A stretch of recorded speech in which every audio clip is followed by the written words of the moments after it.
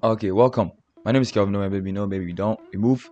Um, so with this simple tutorial, I'm introducing you to Photoshop, the interface of Photoshop, and I'll introduce you to just maybe 4 tools I use in every design. Every design has me using this tool, and I'd like to introduce you to them.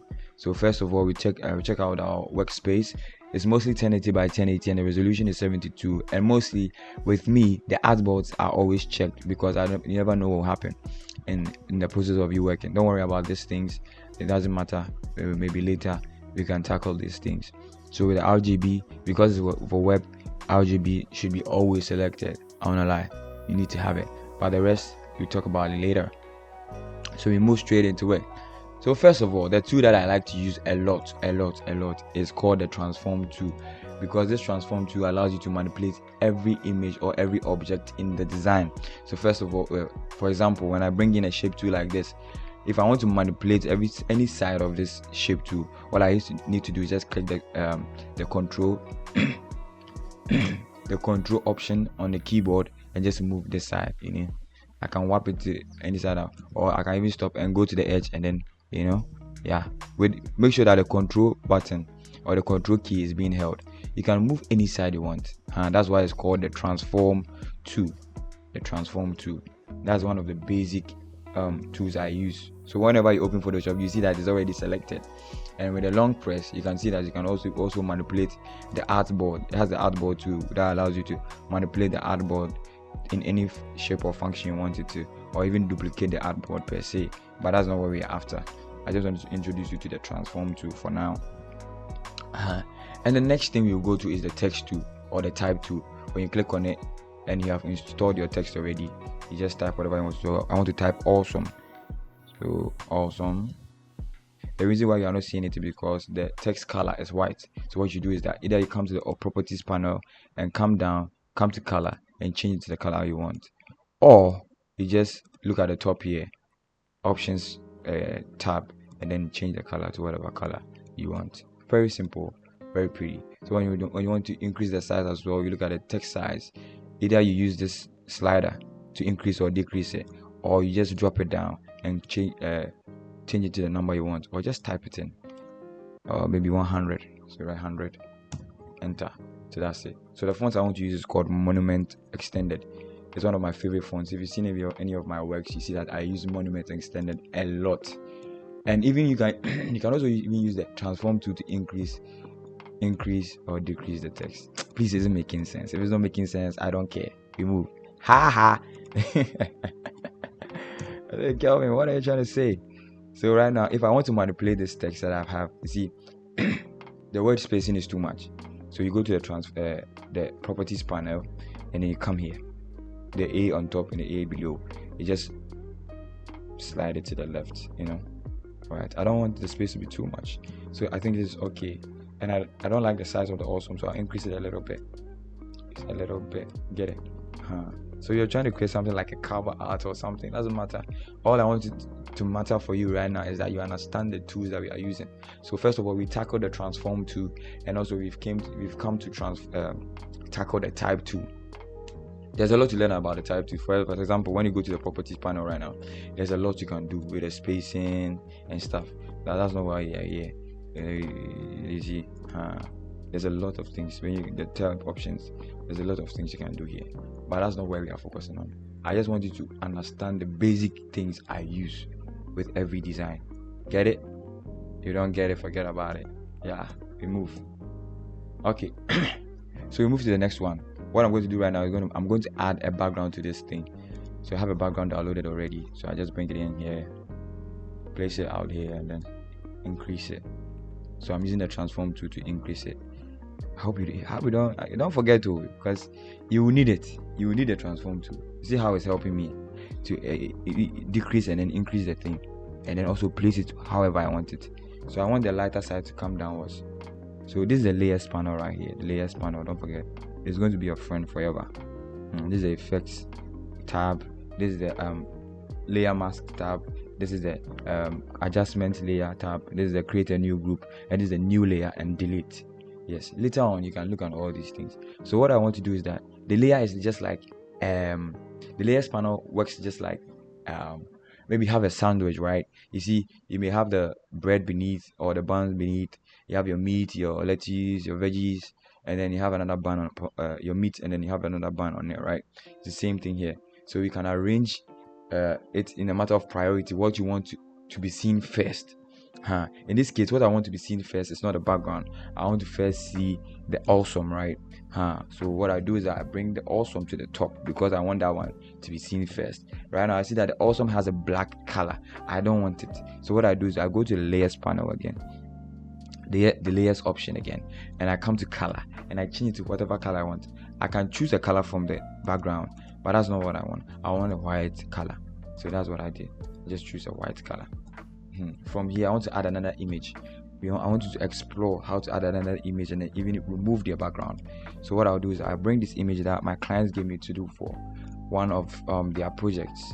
So what we do is that with the image placed in it right now, what you do is that you go to the select option here and then click on subject. And what this will do is that it will outline the main subject of the image, mostly human beings. You get what I'm saying? So when it outlines it like this, you get an outline. Now it has also selected the package. I don't want it. So what do? So I go to the lasso tool here. So this is the polygonal lasso tool. When you long press on it, you get other options with the lasso tool and everything. So I'll click on the lasso tool, and then you see that there's a plus behind the lasso tool, meaning that I can add more to the selection. That's not what I want. What I want to do is I want to remove things from the selection. So what I do is I click on the Alt key on the keyboard and I select the parts I don't want. So this is the part I don't want. So voila, you see that it's gone, right? That's the same thing. Whatever part you don't want, you just remove it. I can even remove this part too. I don't like it. So in actual sense, it's not everything that will come in this image, because this is a simple tutorial. I don't want to be doing too much. So after this, what you do is that you come to this place, the mask layer. So you click on the layer mask, add the layer mask. This will do is that it will either remove the background or remove the subject. So when I click on it, this one, it has removed the background. So when in a situation you just want to remove the subject and leave the background, and it gives you this option, what you do is that you click on the mask, and then with control key selected, with the mask selected, click on Control I, and this will invert it. But this is what I want exactly. So we move, yes. So with the transform tool, I expand my image a little bit to the side, and then I think this is okay. To be frank, this lady is very nice. Okay, and I was there. What's me yourself point? Okay, you move. all right, let's go. So I'll move to my next tool. The next tool I want to explore is called the shape tool. But here you can call it it's rectangle tool, ellipse tool, polygon tool. And how to access this list is just long press it or right click it. You get all these options. But the one I want to use today is called a rounded rectangle. When I click on that, I just come and drag to any size I want. So this is the size I want, so I leave it that way. If you want to change the color, you just change the color here. It doesn't matter because I'm just going to clip mask this. So as I told you, you arrange it in a matter of priority, what you want to be seen first. So here's the situation. I don't want this rectangle shape to be seen first, so I bring it under to the down. That's why I said the layers panel is your friend. So when you want to, what I want to do right now is just I want to duplicate this image. So with it clicked, I clicked I just hold the Alt key and then drag it. It will duplicate the image for me, and I want to just remove the mask from there. So I right click on it and then click delete layer mask. Now I don't have it again, so I'll increase the once again. Just follow me. With it increased, I bring it down once. Remember, in a matter of priority, I want it to be above the rectangle, rounded rectangle shape, and I want it to take the shape of the rectangle. So if I want it to take the shape of the rectangle, I just right click on it and click on create clipping mask. So when I click on this thing, it just takes the shape of the rectangle I created beneath it. Do you understand? Yes, I know you understand. I know. Don't worry. I know you understand. Don't worry. So I'll create another shape again from here, and I'll drag. And I'll duplicate. I'll bring a matter of priority, remember? So I bring it to the down, and then I'll duplicate the image again. And how do I do it? I click the image, I hold Alt, and I drag it down. Duplicate it. I delete the layer mask by right clicking and then clicking on delete layer mask. And after that, I just reduce it. This by my discretion. This is the kind of design I want to create right now. Depending on what you want to do, you just use it according to how you want to use it. You get it? Yeah. So I'm just trying to show you how easy it is. Photoshop is not scary, man. Even if you're a toddler, you can use it. I can teach a toddler. Hey, is it a toddler or a toddler? The baby, I don't know. Whatever it is. So a matter of priority, I bring it right above the shape I created, because I want it to take the shape of that shape. If you understand, I don't care. So you right click and then click on create clipping mask, and you see it takes the shape once again. So what I want to do is I want to hide the hand that is cut like that. I don't like the way the hand is cut like that every time when I watch it. So what I do is that I use the brush tool. So we are moving to the next tool called the brush tool. And what are we going to do with the brush tool? With the brush tool selected, you come down here, click on the plus icon, which will give you a new layer. And what it does is that it allows you to use the brush tool. Sometimes when you click the brush tool, you can't see the brush. It means you have your caps lock on. So just click off. You see now the brush tool is on, and make sure that your flow is 40. Somebody asked, what's the meaning of flow? Flow simply means the impact, or you want the brush stroke to have at every strike. You get what I'm saying?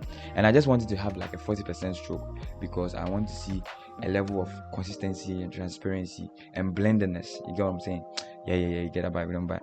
I hope you get it. If you don't get it, forget about it. So what I'll do is that I want to use one of the colors beneath. I'll use this orange, right? This orange, not too light, not too deep as well.